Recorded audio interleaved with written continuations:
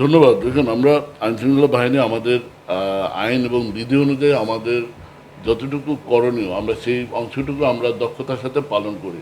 আমাদের কাজ সমাজের শান্তি শৃঙ্খলা রক্ষা করা, অপরাধী গ্রেপ্তার করা এবং গ্রেপ্তার করে অপরাধীকে আইন অনুযায়ী বিচারে সোপর্দ করা।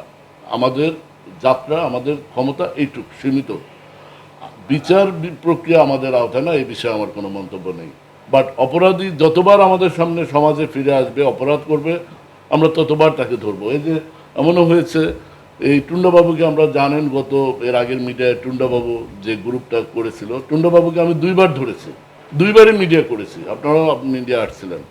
তো সে যতবার আসবে আমরা ততবার গ্রেপ্তার করব, আমাদের গ্রেপ্তারে আপত্তি নেই। বাংলাদেশ অস্ত্র আইন অনুযায়ী যে সকল অস্ত্র বহনে অস্ত্র আইন অনুযায়ী নিষেধাজ্ঞা রয়েছে, সে সকল অস্ত্র বহন না করাই উত্তম।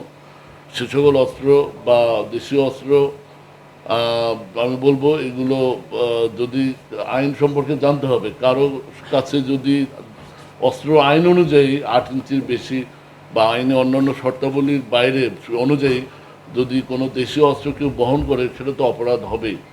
হ্যাঁ, তবে কিছু এক্সেপশনও রয়েছে। যেমন আপনারা দেখেন যে আমরা গৃহস্থলী যে সকল বটি, চাকু, ছোড়া ইউজ করি, এগুলো আবার দেশীয় অস্ত্রের মধ্যে পড়ে না।